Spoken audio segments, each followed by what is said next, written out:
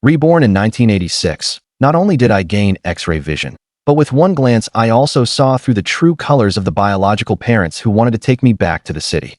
In my previous life, they took me back from the countryside, saying I was their biological son. I believed them and left my wife and daughter behind to go into the city. And what happened? My biological father and mother thought I was rustic and favored the fake young master, Gu Ziyuan, whom they had raised.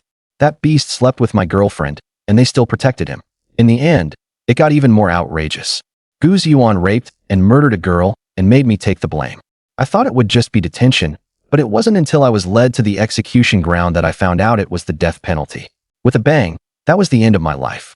After I died, my corpse was thrown into the wilderness to feed the wolves, and they still lied to me, saying they would give me a lavish burial. The ones I wronged most were my suffering wife and daughter. Even in death, I never found out how they died. When I opened my eyes, I found myself lying in the back seat of a sedan.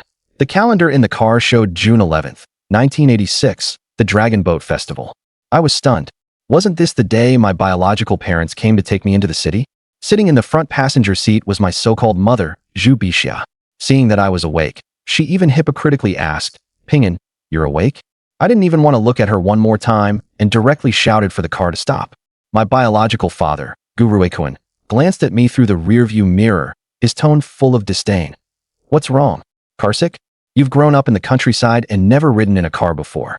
That's normal. You'll be fine once you get used to it." I couldn't be bothered to waste words on him and shouted again for him to stop the car. He finally hit the brakes. I pulled open the door and jumped out, stepping on the muddy road and breathing in the scent of flowers in the countryside. And my nose stung. Damn, it's been so long. Zhu Bixia stood by the car door and shouted at me from a distance. "Feeling better? Hurry up and get in the car. Ziyuan is still waiting for us at home." Just listen to that tone. Ever since I can remember, she had despised country people as dirty and found me repulsive. This time, I wasn't going to put up with it. I waved at them and said, "You go on. I'm not going back to the city." Gu Ruikuan stuck his head out the car window. "What do you mean?" I ignored him completely and turned to walk home. After just a few steps, I saw two figures in the distance, one big and one small. Wasn't that my wife, Su Xiaowan, holding our daughter Qin Xiaoman's hand? My heart skipped a beat. Where was my wife taking our daughter? They were too far away for me to see their expressions clearly. But my daughter looked listless as she walked, not nearly as lively as usual, and my heart sank. I stared hard in their direction. Suddenly, my eyeballs trembled, and a golden light flickered in my pupils. When I looked again, good grief, I could directly see my wife naked, all her clothes gone. Startled, I quickly pulled back my gaze, steadied myself, and looked again. This time, her clothes were back. I stared hard again, and she was naked again. My heart stirred. Is this X-ray vision? Did I bring this ability back with me after being reborn? Continuing to scan her body, I saw that her pants pocket was bulging. With X-ray vision, I saw a bottle of dichlorvos. My mind exploded with a buzz. My wife was taking our daughter to the riverside to drink pesticide. Ever since Su Xiaowan gave birth to Man, she hadn't had a single good day. In my previous life, I favored boys over girls and despised her for giving birth to a daughter. I drank heavily every day, and when I got drunk, I beat her. Later, when my daughter learned to protect her, I beat my daughter too. After that, I stopped even working the fields, and there was barely enough food at home to get by. Yet she never once thought of leaving me. Every day she still worked from dawn to dusk, hoping only to give me a son, so that I would pull myself together again. Such a good wife, and yet I didn't know how to cherish her. The moment my biological parents came, I patted my butt and followed them away. My betrayal became the final straw that crushed her. So in my previous life, this was how she took our daughter to drink pesticide and jump into the river, and their bodies were never found. I never knew until I died that this was how they were lost. In this life, I absolutely cannot let the tragedy happen again. "Xiaowan, Man," I shouted at the top of my lungs and ran toward them like mad. But the sound of the waves by the river was too loud, and they couldn't hear me at all. Seeing that I was about to run, Gu Ruikuan kicked the car door open and jumped out, pinning me down in one move. The old bastard was pretty strong, and he cursed, "A village woman and a worthless girl. What do you want them for? Come to the city with me. What kind of woman can I find?" I struggled desperately, but years of drinking had ruined my body, and I couldn't even break free from a half-century-old man. My eyes went red with panic, and with an angry roar, the golden light in my pupils exploded and spread through my whole body. A surge of heat rushed through me, my strength instantly skyrocketed, and I flipped Gu Ruikuan to the ground and took off running. Zhu Bixia stamped her feet anxiously behind us. If he doesn't go back, how are we supposed to explain it to the old man? Gu Ruikuan stared at my retreating figure, his eyes vicious. He has to come back with us. I ran for my life, my X-ray vision piercing through every obstacle. I saw that my wife had already unscrewed the cap of the dichlorvos bottle and was tilting her head back, about to pour it into her mouth. My heart leaped into my throat. At the critical moment, a fat man emerged from the water, snatched the pesticide bottle from her hand, and threw it to the ground. I let out a sigh of relief.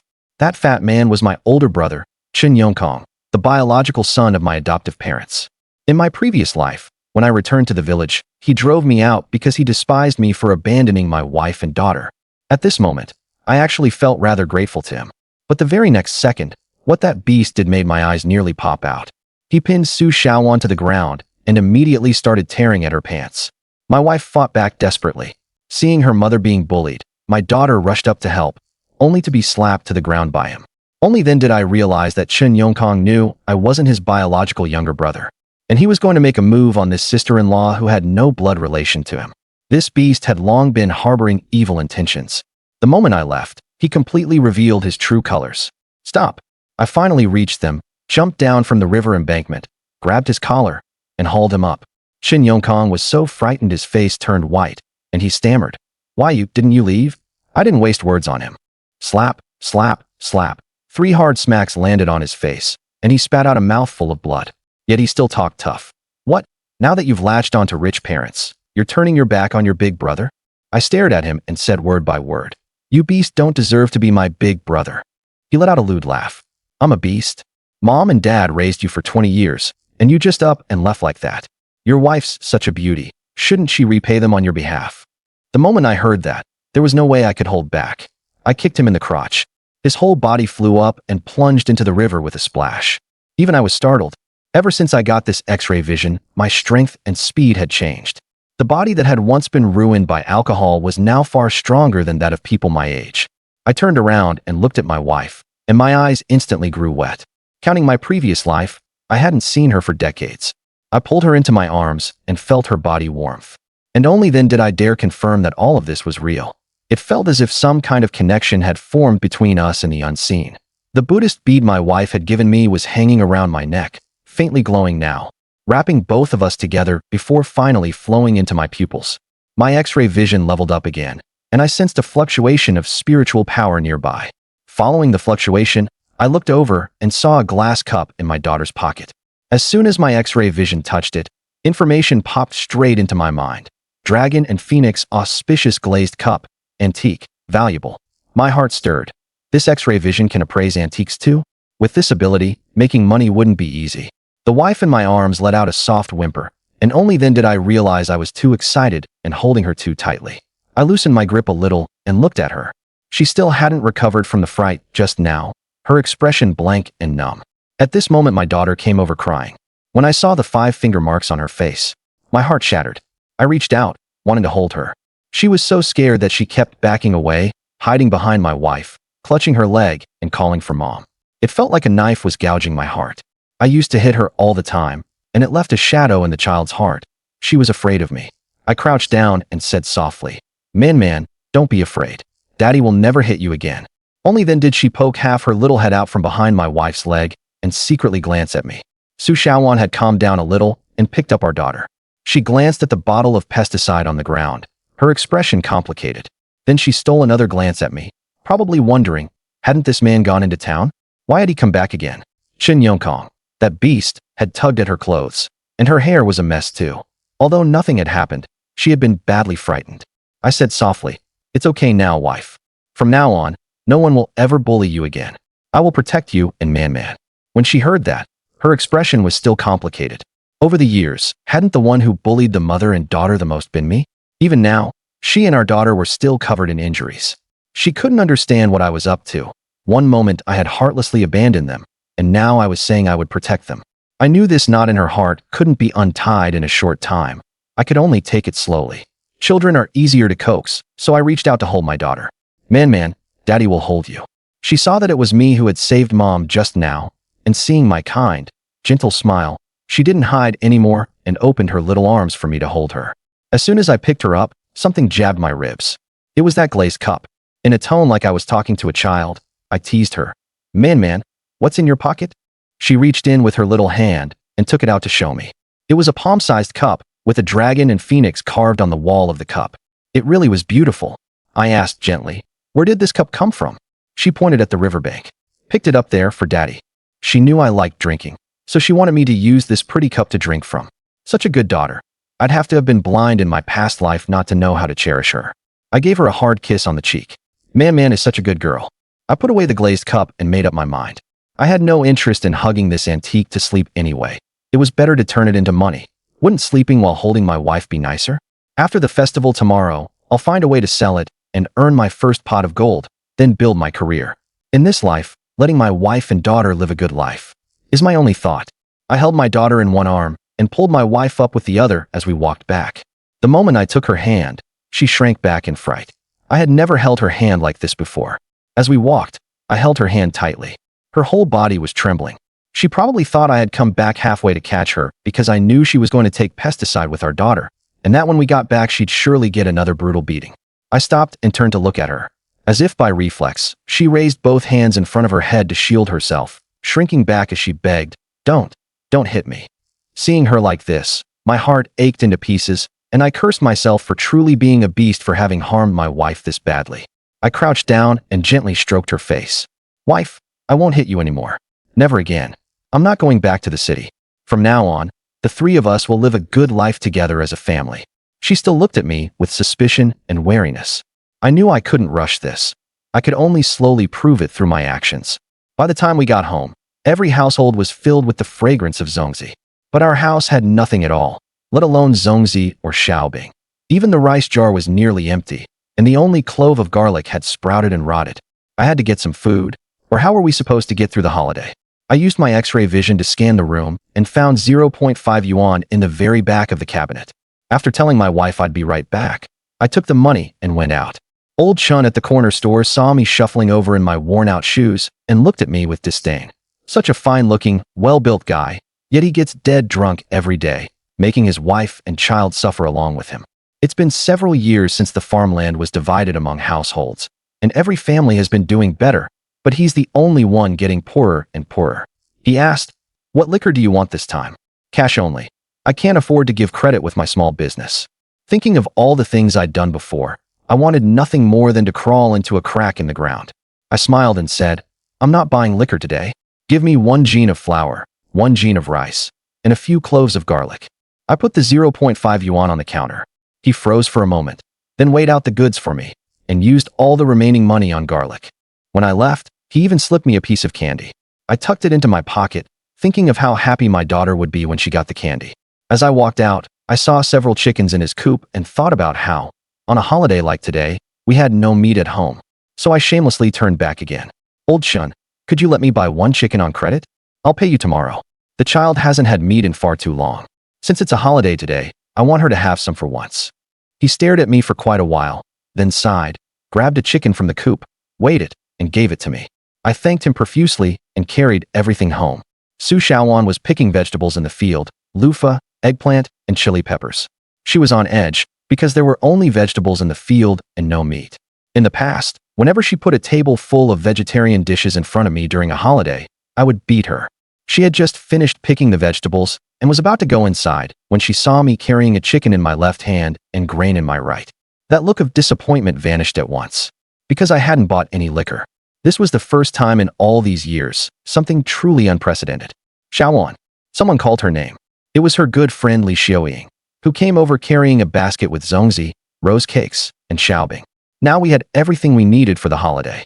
For the first time ever, I took charge in the kitchen. Seeing me busy, my wife didn't dare stay idle either, and helped me tend the fire and wash the vegetables. My daughter bounced around in the kitchen, eating the piece of candy I gave her. My wife watched, her eyes reddening. This was what celebrating a holiday should be like. She probably still felt it was too sudden, like a dream, and didn't know how many days this change in me could last. But at least I didn't buy liquor today, and that was a good sign. After the two of us busied ourselves for a while, the dishes were served. Braised chicken chunks, stuffed eggplant, stir-fried loofah, and pan-fried chili peppers. The meal tasted especially delicious. Just after we finished eating, a shout came from outside. Buying scrap. I took a look with my X-ray vision and saw it was a middle-aged man. I knew this man. I'd dealt with him in my previous life. His name was Li Yingyan. On the surface, he collected scrap, but in reality, he used it as a cover to snap up overlooked antiques. Later, he became some damned collector and, together with the Gu family in the antique business, did plenty of shady things. Though he wasn't a good person, he knew his stuff. Perfect. I could sell that glazed cup to him and fleece him for a bit. I went out and invited him in. He was the classic type who played the pig to eat the tiger, looked honest, but was actually sly as a fox. The moment he entered, his eyes swept around the room several times, but he didn't spot anything. He asked me, "Where's the scrap?" I pulled out the glazed cup from my pocket. "Take a look at this. How much is it worth?" His eyes lit up, but he immediately put on an indifferent look again. "This glass cup isn't worth much. I won't buy it." After a pause, he added, "Forget it. Seeing your family is having a hard time. I'll take it for 50 cents. He reached out to grab it, but I pulled it back in one motion and sneered. "You scrap collector, collecting scrap is just a cover. Bargain hunting is your real game. Don't put on an act with me." The muscles on his face twitched. I couldn't be bothered wasting time with him. We're both smart people. This is an antique. If you want it, show some sincerity. If not, get out now. He chuckled and cupped his fists. "Brother, you're impressive. How much do you want to sell it for?" How would I know how much to sell it for? My X-ray eyes only told me it was valuable, not the exact amount. But I put on a very knowledgeable look and stared at him. "This is a dragon and phoenix auspicious glazed cup. What do you say it's worth?" He couldn't tell whether I really knew my stuff or was just bluffing, but he definitely wanted this glazed cup. He touched his eyebrow and said, "The current market price is about 9,000 to 12,000. How about this? I'll give you 10,000 yuan. I knew that touching his eyebrow was his tell for speaking the truth. 10,000 yuan was absolutely a huge sum in those days. Deal. Seeing me agree so readily, he probably regretted naming too high a price. But a deal was a deal, and there was no backing out. So he honestly counted out 10,000 yuan. After pouring out the swill, Su Shaowan came in with our daughter and was startled to see the pile of money on the table. Where did all this money come from? Did that scrap collector leave it behind? I said, "This is our money. That glass cup man picked up was an antique. This money came from selling the cup." She still didn't dare believe it. With this much money, we wouldn't be able to spend it all in a lifetime, right? What was going on today? So many twists had happened in this little family. I pulled out 100 yuan from inside and jerked my chin at the rest on the table. "Wife, from now on, all this money is yours to manage. I'll earn the money for our family, and you'll manage it. Don't tell outsiders about this. We'll get rich quietly." She stared at the little mountain of money for quite a while before coming to her senses, then hurried to find a place to hide it. I tucked that 100 yuan into my pocket and went to the convenience store, and under Old Chin's suspicious gaze, paid back the money for the chicken. He checked several times whether it was real before accepting it. When I was almost home, I heard a commotion coming from the house. With my X-ray eyes, I saw it and thought, damn, my wife had been beaten. A spatula was embedded in her shoulder, still trembling there. The one hitting her was Chun Yongkong's wife, Yuan Suedi, and Chun Yongkong was standing by the wall beside her. It turned out that after I saved Chun Yongkong from the river, he came to extort money from me. Since I wasn't home, they took it out on my wife. Seeing her mother being bullied, my daughter rushed up to hit Yuan Suedi. That shrew grabbed my daughter's hair, and the pain made her burst into loud sobs. My wife endured the pain and went to save our daughter, only to have her hair grabbed by the woman's other hand too. The rage in my chest shot straight to the top of my head, and I ran over at once. Yuan Suedi knew I was usually lazy, and she also knew I wasn't of the Chun family's bloodline, so she didn't take me seriously at all. She yanked hard and tore out a handful of my wife's hair. Tears streamed from my wife's eyes from the pain, and when her hand loosened, that shrew seized the chance to shove my daughter to the ground, face first, scraping several bloody marks onto her face, with blood pouring out. This was already the second time today I'd seen my wife bullied by Chun Yongkong. Chun Pingyan picked up his daughter in heartache, came to Su Shaowan, removed the spatula from her shoulder, and threw it into the garbage compost pit. "Wife, go to Granny Medicine's house and get the wound treated. It's fine, I'll just apply some ointment myself." That works too. Before his adoptive father died, he had left them a jar of healing salve made especially for injuries. It was a recipe passed down from the ancestors, and it worked very well. But after searching the house for quite a while, he still couldn't find that jar of ointment. With his X-ray vision fully activated, he searched around several times. He couldn't find it in his own home, but he saw that the jar containing the ointment was actually in next-door Chun Yongkong's room. Damn it, a thief. Since his stuff had been stolen, he definitely had to get it back. Chun Pingyan went out and entered Chen Yongkong's house, heading straight for the ointment jar. As soon as he entered the room, his X-ray vision sensed a faint spiritual glow emanating from underground. Was there treasure beneath the ground? His X-ray vision immediately probed downward. The feeling given off by the underground object emitting spiritual light was somewhat similar to that glazed lamp, but it was even more sensitive and intense. Could it be that after coming into contact with the glazed lamp and absorbing its spiritual energy, his X-ray vision had upgraded?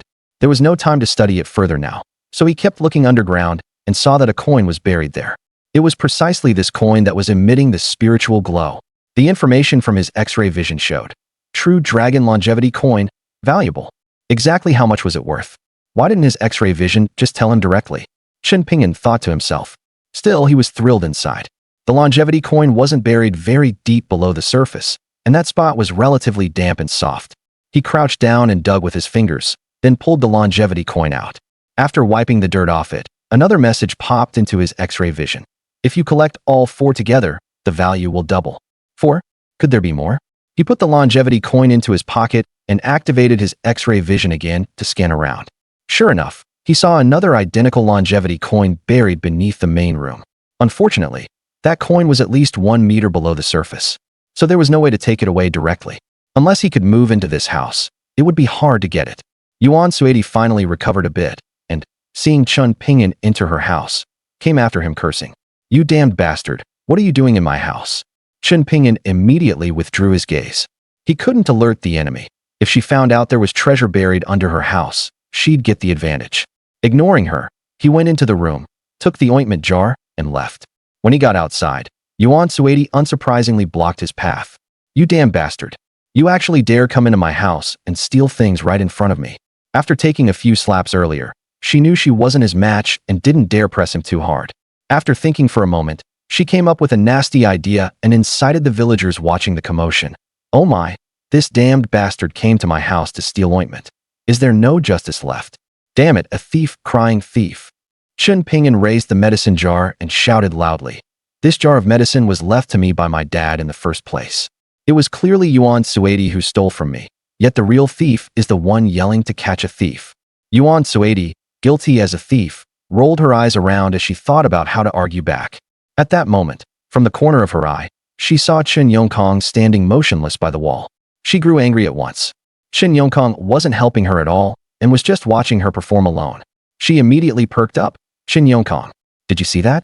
This damned bastard isn't even of the Chun family bloodline, yet he still dares to seize the Chun family's things. Are you going to do anything about it or not?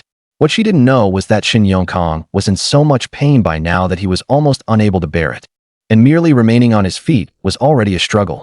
Chen Pingyan glanced at him, pushed past Yuan Suedi, and returned to his own room with the jar. Hey, you damn bastard, Chen Yongkong. Did you see that? Yuan Suedi looked at Chen Yongkong, only to see his face turn pale as he pitched headfirst to the ground. Oh no, Chen Yongkong, what's wrong with you? Startled, Yuan Suedi immediately rushed over to check his injuries. His injury was internal damage to the hip bone. How could that be seen from the outside? With no other choice, she could only carry him on her back and head toward Granny Medicine's house. The villagers watching the commotion at the scene had never liked the Chen Yongkong couple much, so no one stepped in to help. But Yuan Suedi was indeed fierce enough. Carrying Chen Yongkong by herself didn't seem too strenuous for her. Halfway there, she happened to run into Gu Ruikuan. Gu Ruikuan personally drove Chen Yongkong to the county hospital for treatment. Chen Pingyan had no idea Gu Ruikuan and Chen Yongkong were joining forces to go after him, and only thought the bad guys were gone, and that he could finally tend to his wife and daughter's injuries. After entering the room, Su Xiaowan undid 2 buttons of her clothes, and Chen Pingyan helped pull her clothing down from her shoulder. As the wound was exposed, Su Xiaowan's stunning figure was also impossible to hide. In his previous life, ever since discovering he was impotent, he had never touched another woman again. So now, seeing his wife's figure, he couldn't help but feel a surge of heat. After being useless for so many years, this feeling was truly long lost. Chen Pingyan pressed close against her body, his head slightly lowered, near her ear, then reached both hands around from behind, hugged her, and said, "Wife, I want you." Su Xiaowan's waist was wrapped in his embrace, and she was startled all of a sudden. With his hot breath blowing against her ear, her face flushed all the way to the back of her neck.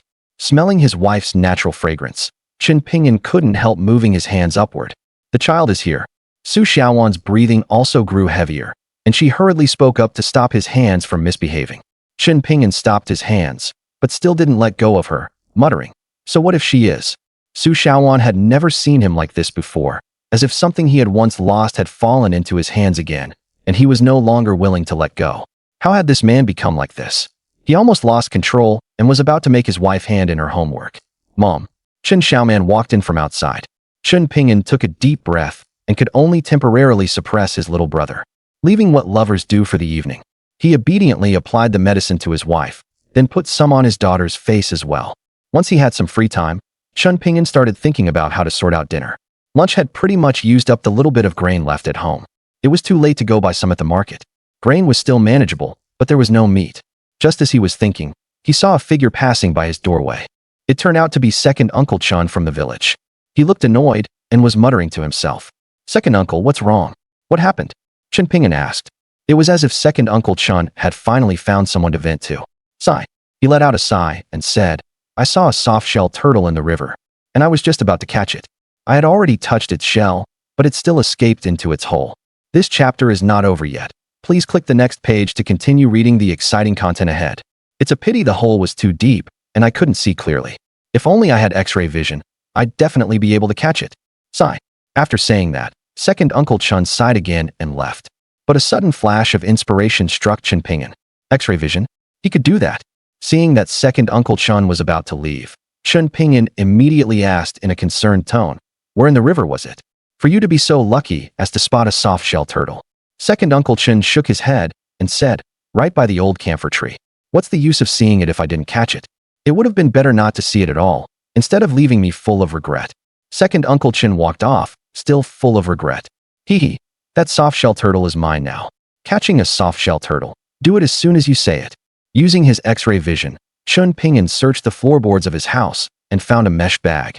After taking it down, he grabbed a hoe from behind the door and went out carrying it on his shoulder. There was only one river in Qinjia village, running through the fields. The river surface wasn't very wide, but the channel was complex. Soft-shell turtles like to stay in caves and also like to burrow under the silt. So without exceptional luck, don't even think about catching one. Even thinking about it is wishful thinking. But Chen Ping'an was different. With the aid of his X-ray vision, the soft-shell turtles had nowhere to hide. He walked along the riverbank from upstream to downstream, searching as he went, until he came to a bend in the river, where the river made a turn. At the turning point stood an old camphor tree, its roots plunging straight into the ground. Because of the river's erosion, some of the roots were exposed, forming a natural cave underneath. This was exactly where Uncle Chun had encountered the soft-shell turtle. Chen Ping'an went down the riverbank, stepped onto the roots of the old camphor tree, and looked into the cave with his X-ray vision. Before he even saw the soft-shell turtle, his X-ray vision sensed a fluctuation of spiritual energy at the cave entrance. Looking closely, wasn't that a true dragon longevity coin? Another true dragon longevity coin. After being reborn, could it be that his luck had improved as well?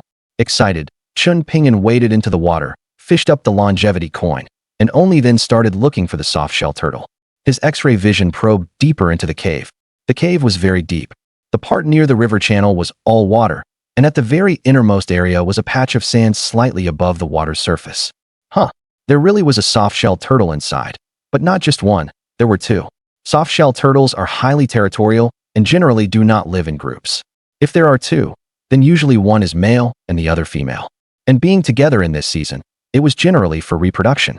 He looked closely and indeed saw the male turtle catch up to the female, climb onto her shell, pin her down, and then begin the indescribable. Chen Ping'an quietly slipped into the water and, while they were fully engrossed in carrying out their great reproductive endeavor, extended the net bag into the cave. Holding his breath, he slowly scooped over from underwater. By the time the male and female turtles realized something was wrong, it was already too late. Before they could finish the deed, both of them ended up in the net bag. Phew! Chen Ping'an let out a breath of relief. He really had been nervous just now trying to catch this male and female turtle pair. But in the end, he succeeded. He then used his X-ray vision to look around the nearby area, but all he saw were snakes, insects, rats, and ants. And he didn't see another turtle. How could there be so many old soft-shell turtles for you to catch? There were some fish in the river, but they were hard to catch, and he didn't bother because the fish were small and he wasn't interested. He put away the soft-shell turtles and headed upstream. After walking for a while, he noticed lots of crabs along the riverbank, roasted over a small fire. These things were wonderfully fragrant. His wife and daughter would definitely like them. He went into the water again and started catching crabs. On the way home after catching the crabs, he noticed unusual movement in a muddy pit by the roadside. He looked inside with his X-ray vision and found a lot of loaches in it. He had wanted to go down and catch them, but loaches were extremely hard to catch, and it was getting late. Besides, his hands were already full, and even if he caught the loaches, he had nothing to put them in. After thinking it over, he decided it was better to go home first. The loaches weren't going anywhere, and he could come back to catch them in the evening. When he got home, he happened to run into his wife returning from the vegetable plot with their daughter, carrying buckets. Seeing him out working, Su Xiaowan didn't dare stay idle either. When she saw Chen Pingyan come back covered in mud and carrying things, she had the dazed feeling that the old Chen Pingyan had truly returned. Before their daughter was born, Chen Pingyan would still work in the fields, and being covered in mud like today was normal for him. What surprised her even more was that there were actually 2 soft-shell turtles in the net bag. Since when did he know how to catch turtles? And to catch 2 at once at that. The child was full of curiosity. Seeing the soft-shell turtles and crabs in her father's hands, she immediately ran over to look, though she didn't dare touch them. Seeing that the look in her father's eyes was not the usual expression of disgust, she pointed at the crab and asked, "Dad, this is a crab, right?" Then she pointed at the soft-shelled turtle and asked, "What is this?" Chen Pingyan patiently said, "Yes, this is a crab. Man is so smart." He shook the soft-shelled turtle and said, "This is a soft-shelled turtle." TSK. When Su Xiaowan heard Chen Pingyan say the words soft-shelled turtle, she almost burst out laughing, but forced herself to hold it back. When Chen Pingyan saw the fair, flushed face of his wife trying to suppress her laughter, he stared in a daze and couldn't help saying, "Wife, you're really beautiful." When Su Xiaowan heard this, her face turned even redder, and she thought to herself, how did this man become so glib? He never used to say things like this. To avoid his teasing, she carried the buckets into the house. Looking at his wife's graceful figure, Chen Pingyan started wanting to hand in his homework again. Tonight he definitely wanted to do what lovers do. Oh no, the crab crawled out. Chen Xiaoman cried out in alarm. Chen Pingyan came back to his senses, put the crab into a bucket, kept the soft-shelled turtle alive, and said to his daughter, Man, we're having something delicious tonight." As he spoke, he grabbed that female turtle, lured its head out with some greens, chopped off its head with one stroke, drained the blood, and chopped it into small pieces. Su Xiaowan set down the buckets and came over to help, scrubbing the crabs clean. Chen Xiaoman didn't stay idle either and helped tend the fire by the stove. Once everything was prepared, Chen Pingyan took charge of the cooking, adding scallions, ginger, garlic, and other seasonings to braise the female turtle in brown sauce. This stuff was very nourishing. Then he washed the wok, turned the heat to low, and dry-fried the crabs. This stuff smelled insanely good. No one in their family could remember how long it had been since they had eaten meat. Today, they finally had a real feast.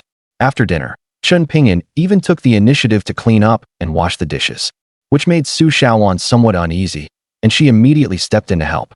Now that night had fallen, she still felt that everything that happened today was somewhat dreamlike, afraid it was all just an illusion again, or perhaps the prelude to a storm. Could it be that he was being so attentive during the day only to beat her brutally at night? But the story did not unfold the way she had expected. Chen Pingyan heated water for the mother and daughter to bathe and soak their feet, then picked up a bucket and a hoe and said, "Wife, I'm heading out for a bit. If I come back late, you and Man should go to sleep first. Don't wait for me." Su Xiaowan looked at the sky, a trace of worry appearing on her face, and carefully asked, "You? Where are you going?" She hardly dared to ask, and even made her tone as submissive as possible, afraid of making him unhappy and bringing serious consequences. Chen Pingyan smiled and said, "I found a nest of loaches this afternoon. I'm going to catch them and bring them back." "Oh," Su Xiaowan nodded. Although she wanted to urge him to go at daybreak instead, by the time she hesitated, he had already gone out. After walking a stretch along the village road, before he had even left the village and reached the fields, Chen Pingyan was flashed by a beam of light. He looked over with his X-ray vision and realized it was Gu Ruikuan driving Chen Yongkong back. You didn't need more than a toe to figure out that Gu Ruikuan and Chen Yongkong getting mixed up together could only mean trouble. As he was thinking, Chen Yongkong and Gu Ruikuan started chatting. He looked over with his X-ray vision and saw that because Chen Yongkong had injured his hip bone, he was sitting in a wheelchair. This wheelchair had to cost at least 200 or 300 yuan, almost equal to Chen Yongkong's income for a whole year. He He would rather lie in bed than ever be willing to spend that money. So this wheelchair was definitely bought for him by Gu Ruiquan. Chen Pingyan thought to himself, for Gu Ruiquan to win Chen Yongkong over and use him against me, he's really willing to spend a lot. I'll cover all your medical expenses, and after it's done, I can give you another sum of money. But you need to quickly figure out a way to squeeze Chen Pingyan out of the village and make him come back to the city with me. Hearing Gu Ruiquan's words and realizing they were discussing how to deal with him, Chen Pingyan immediately pricked up his ears to hear what method they were going to use against him. After some thought, Chen Yongkong said, I do have one idea. Gu Ruiquan's eyes lit up. Oh, what idea? Chen Yongkong said, the house Chen Pingyan is living in now is ancestral property of my Chen family. Back then, before my parents died, they didn't know he wasn't of the Chun family bloodline, so they let him inherit the house. Now that we know he's not of the Chun family bloodline, he has no right to inherit this house. Tomorrow I'll go to his door and force him to hand over the house, and make him get out of Chun family village. Chen Yongkong still kept the latter half of his thoughts to himself. As long as Chen Pingyan was driven out of Chun family village, then Su Xiaowan would be his. Thinking of Su Xiaowan's fair, tender skin, then looking at Yuan Suidi's dark complexion, Chen Yongkong felt a wave of nausea. At night, there's no desire to make love, can't bring himself to do it, and avoids chores whenever possible. Good. Gu Ruiquan cut in. As long as you can make him get out of Chun family village, I'll handle the rest. I'll still pay you. Good. Chen Yongkong replied excitedly. After the two sides finished talking, Yuan Suidi pushed the wheelchair and went home with Chen Yongkong. It turned out that Gu Ruiquan had failed to pick up Chen Pingyan and bring him back to the city that morning, and was severely scolded by the old master of the Gu family, Gu Shantang. The old master gave Gu Ruiquan an ultimatum. If he didn't bring Chen Pingyan back to the Gu family, then he could forget about becoming the heir. Left with no choice, Gu Ruiquan returned to Chen family village and planned to do everything possible to bring Chen Pingyan back to the city. Humph. Chen Pingyan let out a cold snort. If Chen Yongkong really wanted to drive him out of the house he was living in now, then he could take the opportunity to propose swapping houses with Chen Yongkong. As long as he moved into Chen Yongkong's home, then the true dragon longevity coin buried beneath his house would also end up in his pocket. Thinking of this made him feel pretty pleased. Haha. Seeing that it was getting late, Chen Pingyan headed up to the fields. He arrived at the mud pit he had discovered that afternoon. Using the moonlight, he activated his X-ray vision and looked into the pit, seeing that all the loaches in it were swimming in the water. He gently pried open the edge of the mud pit with his hoe and drained off the upper layer of water. After about the time it takes to smoke a cigarette, all the upper water had flowed out, and the loaches were swimming in the muddy water. The conditions were just right. Chen Pingyan got into the pit to catch loaches. With his sharp eyesight and nimble hands, in about the time it takes to eat a meal, he had caught all the loaches and put them into the bucket. He hefted it and figured there had to be at least 7 or 8 gene. To his delight, he had also caught an eel, the very yellow, very thick kind. He filled it with some river water to keep them alive, then carried the bucket home. When he got home, he set the hoe outside the door and carried the loaches into the kitchen, only to find that Su Xiaowan and their daughter still hadn't gone to sleep. They were sitting by the stove, occasionally adding firewood to it, keeping the water in the pot warm. Naturally, the water was being kept for him to bathe. Chen Pingyan's heart warmed, and he said softly, Wife, why haven't you gone to bed yet? Suppressing a yawn, Su Xiaowan lied. I'm not sleepy yet. How could Chen Pingyan not understand? She was worried about him. After all, he had never gone out at night before. Hearing the splashing sound of water in the bucket, their daughter asked, Dad, what did you catch? Chen Pingyan held out the bucket and said, Come take a look. Daddy caught loaches. Huh. Chen Xiaoman leaned over to take a look, glanced once, and said, I can't see clearly. Chen Pingyan looked around the pitch-black kitchen, and a wave of bitterness rose in his heart. After the land was allocated to each household, other families' lives were getting better and better, and they all had electricity. Only his family was doing worse day by day. Even food and clothing were a problem. How could they have money to get electricity connected? The family was still using a kerosene lamp. But Su Xiaowan was frugal and rarely even lit the kerosene lamp. Chen Pingyan secretly made up his mind that now that he had money, he would make plans to get electricity connected at home when he had time. He carried the bucket to the stove and, by the light of the fire, his daughter finally saw the dense mass of loaches inside the bucket. Wow, so many. Yes. Chen Pingyan replied to his daughter. Then he glanced at Su Xiaowan and said, Wife, you two go to sleep first. I'll come after I finish bathing. Seeing that he was covered in mud, Su Xiaowan got up and found him a clean change of clothes, and only then took their daughter to the room. Chun Pingyan set the bucket of loaches against the wall, covered it with a pot lid, then went outside to find a stone to weigh the lid down before finally feeling at ease. These had to be protected well, otherwise a whole night's hard work would end up benefiting that greedy cat. After settling the loaches, he checked on the male soft-shelled turtle as well, and only then did he feel at ease enough to fetch water for a bath. He shut the kitchen door, stripped naked, and washed himself carefully. He even used the soap his wife had bought by scrimping and saving, afraid that the smell of sweat on him would affect what they were about to do later in bed. After washing up, a faint fragrance emanated from his body. He sniffed himself several times in satisfaction before entering the room. Su Xiaowan had not yet fallen asleep. Seeing him come in, she shifted inward on the bed to make room for him. Chun Pingyan lay down on the bed, and Su Xiaowan pulled the quilt over him. He asked softly, "Is the child asleep?"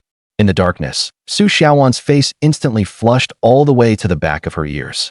In the past, whenever he asked that, he would immediately climb on top of her and force himself on her.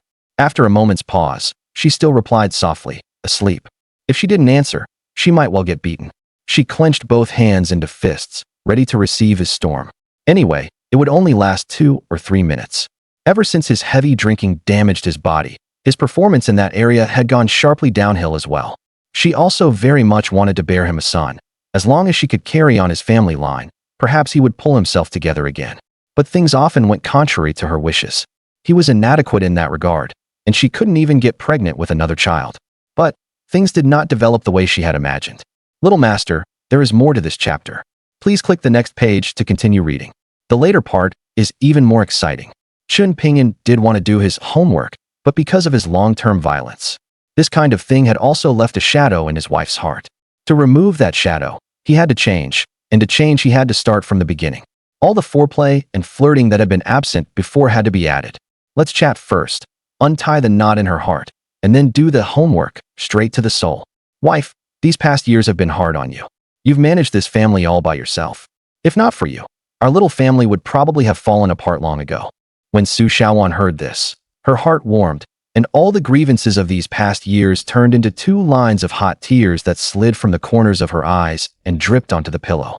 Taking the opportunity, he reached out and drew her into his arms. She thought he was going to hit her again, and her body stiffened slightly. But then he gently wiped away her tears. She felt a tenderness from him she had never experienced before. Half resisting and half yielding, she rested her head against his chest. He continued, "Wife, I had a dream last night, and all of a sudden I understood many things. From now on, I won't favor sons over daughters anymore. I will definitely treat you and Man well. Just watch. Our family's life will definitely become better than that of any other family in the village. I want you to be the happiest wife in all of Qinjiao village." Listening to his words, Su Xiaowan completely lost control of her emotions.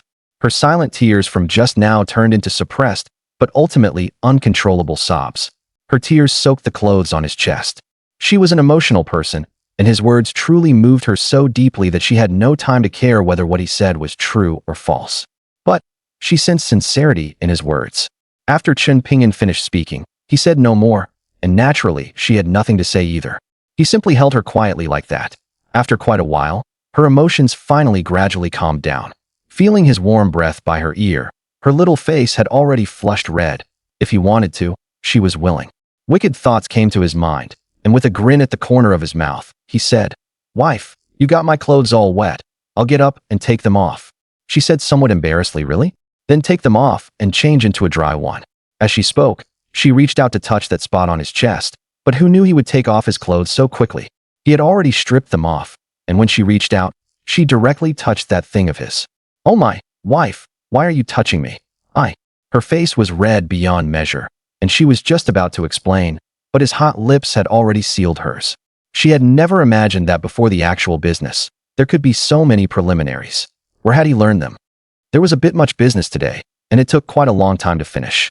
She once again fell into shy contemplation. What was going on? In the past, business that took 2 or 3 minutes had somehow lasted 1 or 2 hours tonight. Chun Pingyan was secretly astonished. Ever since he gained X-ray vision, the energy it emitted had not only improved his overall physical condition, but unexpectedly, even this ability had been enhanced. "Wife, it's still far from dawn. Let's do it. One more time," he said, nibbling at her ear. She had sweated quite a bit, panting shyly. "Cock-a-doodle-doo. When the village roosters crowed for the first time in the morning, Chen Pingyan climbed out of bed. The child loved to sleep and was still not awake. His wife had been up with him until the latter half of the night, and at this moment, she was sleeping soundly. Looking at his wife's satisfied face, the corner of his mouth curled up in a mischievous smile. He kissed her on the face, then quietly got dressed and left the room for the kitchen. He checked on the loaches and the soft-shelled turtle, and both were still alive and well. He found another bucket and poured out 1 or 2 jeen from the loach bucket to keep for himself to eat. Any more would be too much to finish, and he was afraid they would die. He planned to take the rest to the market to sell. He found a few oil paper bags at home, then used a mesh bag to pack the soft-shelled turtle and bring it along, picked up the remaining loaches, and headed out toward the town. It was just breaking dawn, but in order to catch the morning market and get a good price, he quickened his pace. He couldn't help marveling again that his physical fitness really had improved. Walking and half-running like this, he felt as if there were wind beneath his feet. The mountain road of 20-odd li took him less than an hour. The market fair in town had already opened. Following the example of the other vendors, he found a place with lots of foot traffic and set down the bucket and mesh bag. He had just crouched down to wait for buyers when a bald man in his 50s walked over. Tilting his head to glance into his bucket, he exclaimed in surprise, "Wow, what a big eel. That's really rare." Chen Pingyan immediately stood up and put on a professional smile as he said, "Right? I had to go to a lot of trouble to catch this. It's very nourishing. Do you want it?" The bald man hesitated. He wanted to buy it, but was reluctant to spend the money. If he didn't buy it, it was rare to come across an eel of this caliber. He looked at Chen Pingyan and asked, "How much?" Chen Pingyan said, "No need to weigh it, $5, and you can take it." The bald man reached out, grabbed the eel, and hefted it, still hesitating. At this moment, an old man with graying hair saw the eel and came over, saying, "What a big eel. How much?" "I'll buy it." As he spoke, the old man reached out to grab the eel. The bald man immediately pulled back his hand and said, "You're too late. I'm taking this eel." "All right." Chen Pingyan put the eel into an oil paper bag and handed it to the bald man. The bald man counted out 5 yuan from his pocket and gave it to Chen Pingyan. The graying old man felt a wave of regret, but then noticed there were still loaches in the bucket and immediately asked, "How much per jeen for the loaches?" 1 yuan per jeen. Chen Pingyan stated the price he had already settled on. The old man reached into the bucket, scooped up a few, and looked at them in his palm. Very satisfied, he nodded and said, "All right. As it happens, I'm having guests over at my house tomorrow, so I'll take them all. Weigh them for me." "Okay." Chen Pingyan responded, borrowing the scale from the auntie next door who was selling edamame, and scooped the loaches into oil paper bags. He filled a full 4 bags. Weighed together, they came to a total of 7 jeen 4 liang. "After deducting the oil paper bags and the water, I'll charge you 7 yuan. Is that okay?" Chen Pingyan said. "Okay." The old man happily paid the money. Chen Pingyan poured the water from the bucket into the oil paper bags for him to keep them alive, so they wouldn't die on the way and become less fresh to eat. "Young man, you know how to do business." The old man left with a smile. Chen Pingyan turned the bucket upside down and placed it on the ground, sat on the bottom of the bucket, moved the soft-shelled turtle to a spot right in front of his toes, and called out, "Wild soft-shelled turtle, selling soft-shelled turtle, selling soft-shelled turtle." Haha. Chen Pingyan's hawking call made all the women nearby laugh. They'd never seen anyone selling soft-shelled turtle like this. Why is a grown man selling soft-shelled turtle? A married woman with 2 braids and a curvy figure walked over and asked, "How are you selling this soft-shelled turtle?" Chen Pingyan glanced over her with his X-ray vision. Although she was well endowed, she had no money at all. She wasn't his target customer, so he wanted to dismiss her right away and deliberately named a high price, saying, 250 yuan. The woman with the 2 braids said, "Young man, who prices things like that?" Opening with 250. Chen Pingyan withdrew his X-ray gaze and noticed that this woman's clothes were different from everyone else's at the market, without a single patch on them. At a glance, she was clearly someone who wasn't short of money. He thought to himself, "I almost missed a good business deal."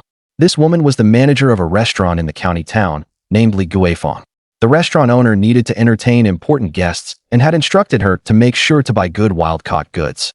As long as it was genuine, money was not a problem. But she hadn't found any at the market in the county town. So she had come to the market town to look. And she really had found one. At a glance, this soft-shelled turtle clearly had very good meat quality. Chen Pingyan could tell the woman wanted to buy it. So he immediately became serious. He stood up from the bottom of the bucket and thought for a moment.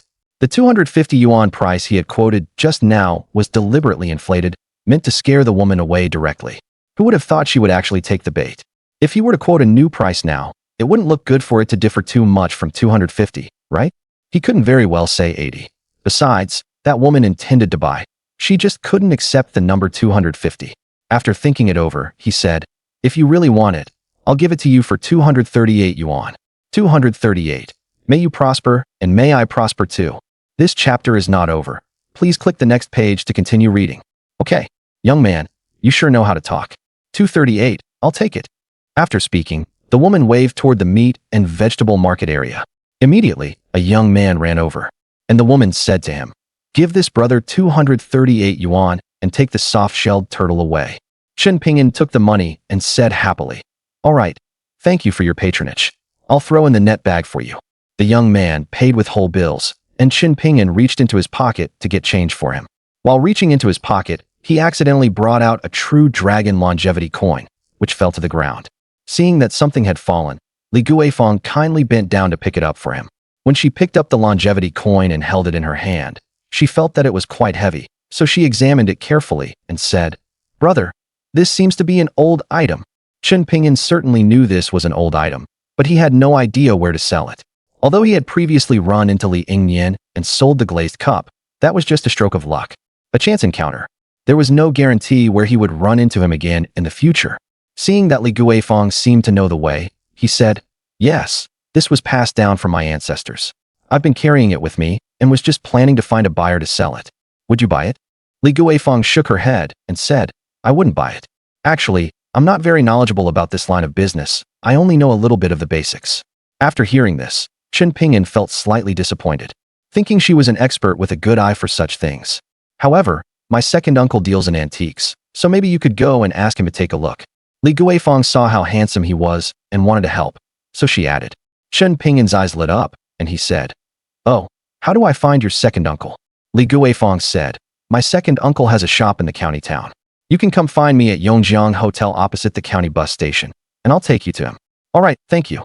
After Li Guifeng left, Chen Pingyan counted the money again. The eel was 5 yuan, the loaches were 7 yuan, and the soft-shelled turtle was 238 yuan, for a total of 250 yuan. Damn, 250, it actually came back around to me. 250 it is then. Happy, he carefully put the money away. With everything sold out, he took a stroll around the market, bought a new set of clothes each for his wife and daughter, and also bought 2 jin of pork. On the way out of the market, he passed a bun shop and bought a few hot meat buns, eating 2 himself, and taking the rest back for his wife and daughter to eat. In total, he spent 35 yuan. Afraid of being delayed on the road and that the buns would get cold and not taste good, he left the market fair and hurried home. After walking for a while, he suddenly remembered something else. So he found a small shop and spent 20 yuan to buy 2 packs of Hongtashan. He himself didn't smoke. He bought the Hongtashan to give as gifts. When he hurried back home, his wife was just about to take their daughter to the vegetable patch to weed, but he stopped them. "Wife, man, look what I brought back." "Wow, it's buns." Chen Xiaoman shouted happily. Letting go of Su Xiaowan's hand, she ran to his side. Chen Pingyan took out a bun, still warm, and placed it in his daughter's hand. She took the bun and immediately started taking big bites. "Wow, it's meat filling." Seeing his daughter's happy expression, Chen Pingyan felt extremely satisfied inside. This was what a father should give his child, not beatings. Looking at the child, Su Xiaowan also wore a relieved expression. Chen Pingyan walked over to her and took out a bun to hand to her. Su Xiaowan didn't take it and tactfully said, "You eat it. I'm not hungry." Chen Pingyan pressed it into her hand and said, "I've already eaten. There are still quite a few left, aren't there?" "Man can't eat that many." Chen Xiaoman chimed in. "Exactly, Mom, hurry and eat." Only then did Su Xiaowan take the bun and start eating it in small bites. Chen Pingyan handed the buns to Su Xiaowan to hold, then took out 2 sets of new clothes and said, "After you finish the buns, try the clothes on and see if they fit. There are some for both man and Mom." "Yay." Chen Xiaoman was thrilled. Su Xiaowan was delighted inside. This was the first time he had ever bought something for her. But on the surface, she showed a worried look and said, "How much must this have cost?" "It's enough to buy for the child. I don't need anything." Chen Pingyan took the remaining 205 yuan out of his pocket and handed it to Su Xiaowan, saying, "Wife, this is the money from selling the turtle today. I'm giving it to you to keep.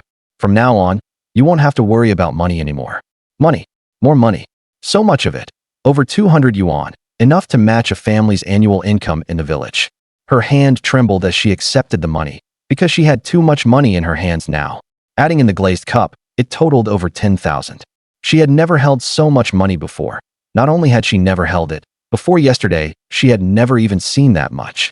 Yesterday, she trembled as she held that 10,000 yuan, searching all over the house for a place to hide it, but nothing felt safe. In the end, she could only stash it at the very bottom of the clothes chest. At that moment, thinking of the clothes chest that didn't even have a lock, she said cautiously, "With so much money, I'm a little afraid to keep it."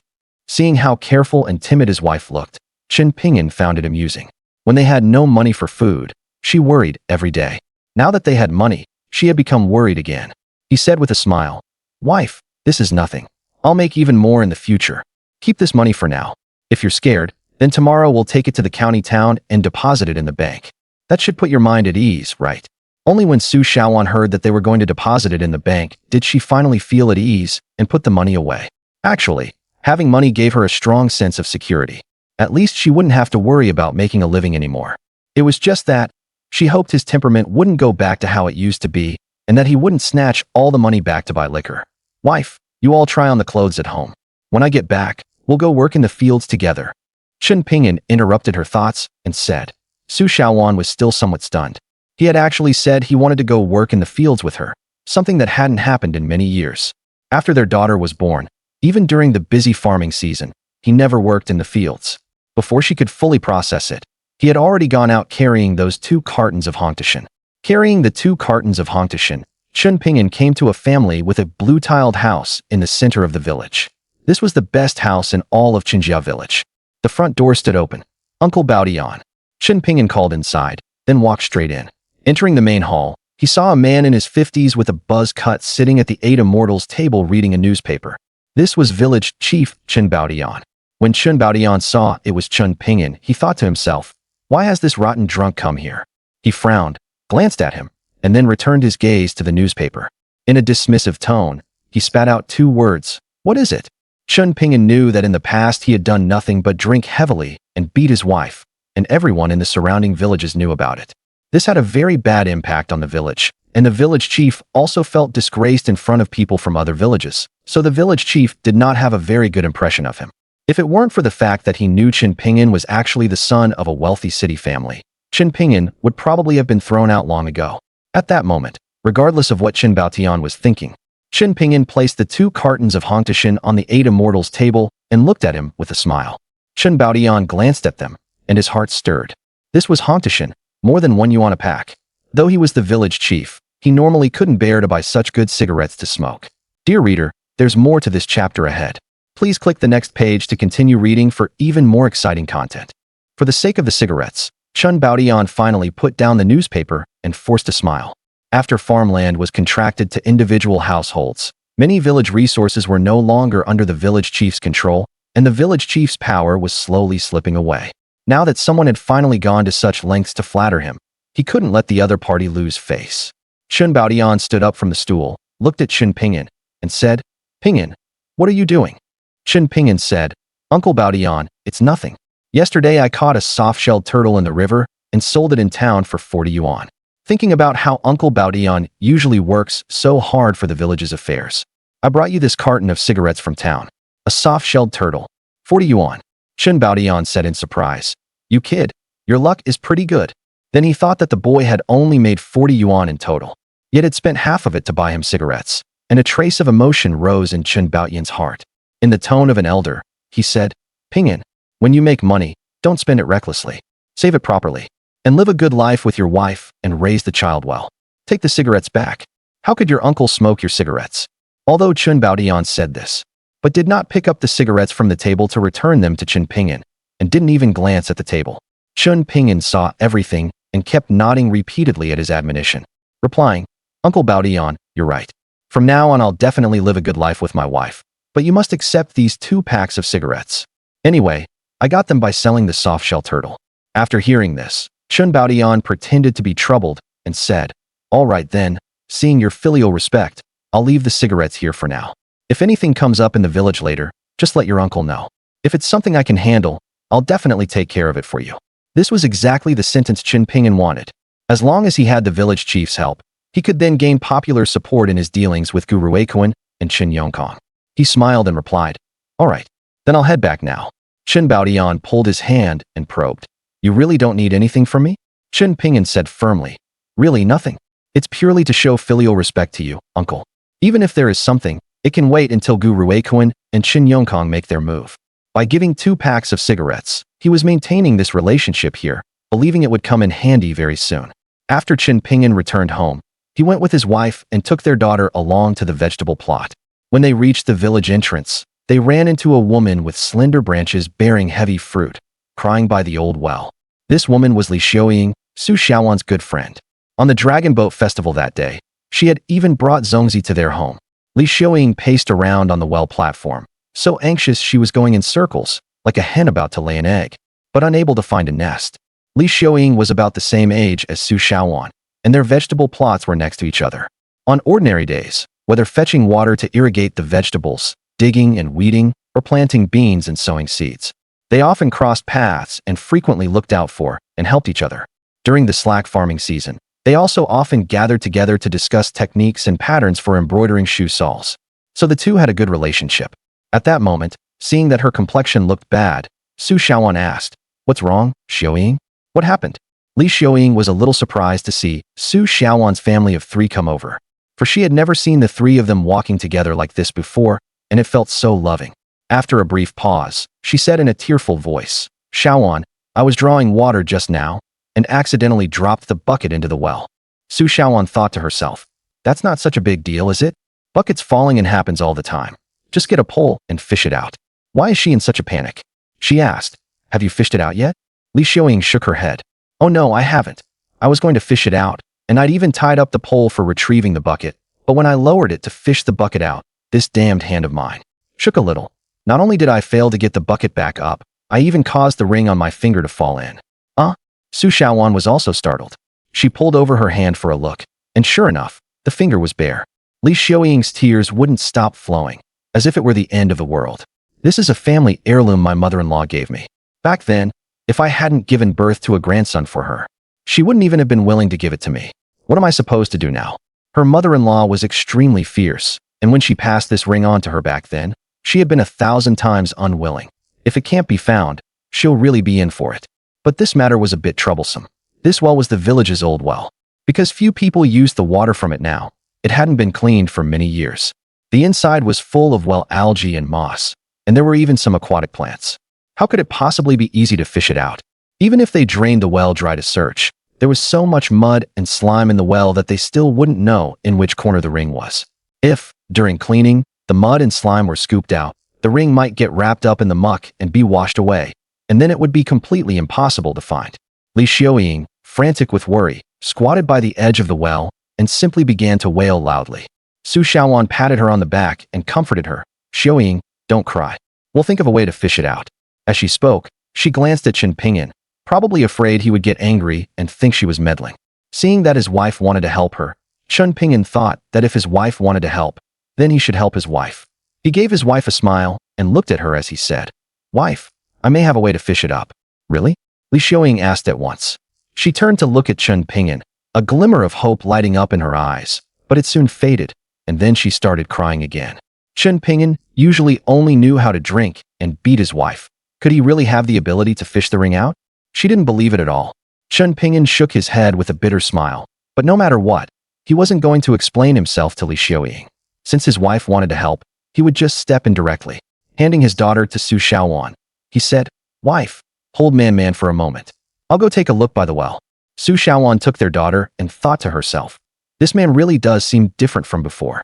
Back then he was so lazy, just lying around at home and not caring about anything. Yet today he's even involving himself in this bit of other people's business." She didn't know that this was entirely for her sake. If he hadn't seen that she wanted to help Li Xiaoying, he really wouldn't have bothered. He stood by the edge of the well and looked inside. But aside from a stretch of black water mixed with well algae and moss, he couldn't see anything. He focused his vision, and a faint golden light flickered in his pupils. Using his X-ray vision to look into the well, he saw many plankton, and slowly probed downward. Finally, in a corner, he saw a point of radiance spreading outward. When his X-ray vision touched that point of radiance, he only felt his whole body grow warm, as if a stream of spiritual energy had poured into his body. It felt wonderful. His X-ray vision seemed to brighten a little more, and when he looked toward the center of the radiance, he saw a river snail shell. Looking further into the shell, he saw a ring inside, wrapped in mud, sitting at the center of the river snail shell. The instant his X-ray vision touched the ring, a line of information immediately popped up. Brass sapphire ring, antique, valuable. Chen Pingyan was delighted inside, another antique. In his previous life, he hadn't had X-ray vision and had no idea how many good things he'd missed. This ring gave him an even stronger feeling than the true dragon longevity coin, and its spiritual energy fluctuations were stronger too. Could it be even more valuable than the true dragon longevity coin? Oh my, you money-losing wretch, a perfectly good ring, and you just had to ruin it like this. If it can't be fished up today, I'll skin you alive. An old woman with a headscarf came over, cursing and grumbling, interrupting Chen Pingyan's train of thought. When Li Xiuying saw that her mother-in-law Zhou Fulian had arrived, her heart jolted, and she cried even louder, wishing she could jump into the well right then and there and live or die together with that ring. Su Xiaowan was anxious for her too. Zhou Fulian was famously formidable throughout the surrounding villages. And if the ring really couldn't be found, Li Xiuying was in for a hard time. Su Xiaowan glanced at Chen Pingyan, her eyes full of a plea for help.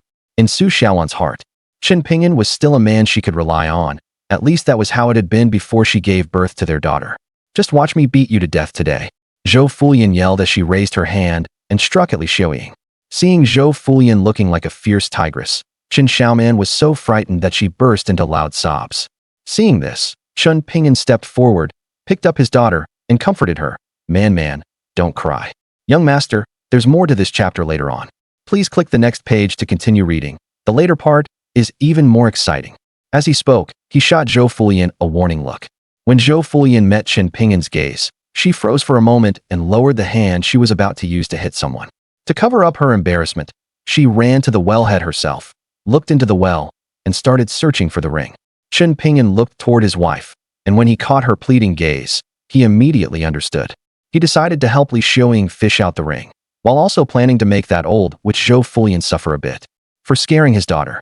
Chen Pingyan handed his daughter to his wife, crouched by the wellhead, and pretended to search.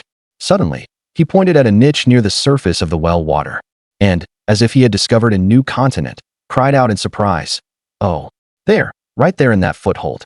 Really? Zhou Fulian immediately looked in the direction Chen Pingyan was pointing. But after looking for a long time, she still didn't see anything, and asked doubtfully, "Where? Why can't I see it?" Chen Pingyan said with certainty, "Oh, what's wrong with your eyes? Isn't it right there?" Zhou Fulian looked carefully again. In fact, she still saw nothing. But under Chen Pingyan's firm attitude, she began to feel there really was something there, though she couldn't see it clearly. Seeing the timing was about right, Chen Pingyan suddenly cried out, "Hurry down and pick it up, it's about to fall." Huh. Zhou Fulian was uncertain and alarmed. Then what should I do? Chen Pingyan gave her no time to catch her breath or think, and shouted urgently, "Hurry and go down to get it. If it falls, with this well water being so dirty, I'm afraid you'll never find it again. Quick, quick, it's about to fall." Chen Pingyan urged again. Zhou Fulian finally couldn't resist any longer and indeed turned over to lie on the wellhead, then stretched one foot downward and stepped onto the topmost niche. Then her other foot went down as well, stepping onto a niche on the other side. With both hands gripping the edge of the well, she was just about to continue downward. "Hurry, it's about to fall." At that very moment, Chen Pingyan deliberately let out a startled cry. At this time, Zhou Fulian was completely focused on the niches and never expected Chen Pingyan to suddenly shout. Caught off guard, her foot slipped, and with a splash, she fell straight into the well water. "Oh no, it's all your fault, the ring fell in." Chen Pingyan deliberately shifted the blame onto Zhou Fulian, making her feel a trace of guilt so she wouldn't act so arrogantly. But how could Zhou Fulian care about any of that now? In an instant, she choked down several mouthfuls of water, swallowing it mixed with well slime and moss. Zhou Fulian originally knew how to swim, but the water in the well was cold, causing her leg to cramp. This was enough to make her suffer. Still, this little well wasn't going to kill her. Huh. Chen Pingyan secretly rejoiced. "Old witch, let's see you act tough now. This will teach you a little lesson." "Oh no, hurry and save her." When Li Xiuying saw her mother-in-law fall into the well, she cried out in alarm. Her scream drew nearby villagers over. A crowd gathered around, and after quite an effort, they pulled Zhou Fulian out. She wasn't seriously hurt, but she was covered all over in filthy water full of well slime and moss, making her look utterly bedraggled. The well wall was slippery, and after struggling to get up, she was already exhausted. Lying by the edge of the well and vomiting water for quite a while, gasping for breath for quite a while too. Chun Pingyan ignored her, tied a ladle to a bamboo pole, reached it into the well, and fished up the river snail that had the ring wrapped inside. Chun Pingyan smashed open the river snail shell with a stone, and the ring appeared. Oh, the ring. The ring really is inside. Li Xiaoying cried out in surprise and was just about to reach out for the ring. Unprepared, a black hand suddenly reached over and snatched the ring away before she could. Li Xiaoying turned to look and found that it was Zhou Fulian. She had already caught her breath, snatched the ring, and rubbed the mud off it. Chun Pingyan looked at the cleaned ring, and his X-ray vision produced a line of information. The ring is worn, but it can be repaired. His heart stirred. Could it be that his X-ray vision also had the ability to repair treasures? Zhou Fulian felt not the slightest gratitude toward Chun Pingyan for helping retrieve her ring, and instead shot him a glare. Why were you yelling like that? You made me fall in. Then she turned her gaze to Li Xiaoying and said viciously, You worthless girl, I gave you the ring and you didn't even know how to keep it safe. Don't ever think of getting it again. With that, she put the ring on her own finger, snorted, showed no gratitude to the villagers who had just saved her life, and turned to leave. Chun Pingyan thought to himself, This old witch doesn't deserve to own an antique ring. Wait. Chun Pingyan called out to her. Zhou Fulian paused and turned to look sideways at Chun Pingyan. What? You don't expect me to reward you, do you? Dream on. This ring was mine to begin with. She really spoke unpleasantly. Chun Pingyan shook his head to interrupt her, stared at the ring on her hand, and said with an inscrutable look, This ring seems to have an evil aura. When the villagers heard this, they all started talking among themselves, all staring at Chun Pingyan in disbelief.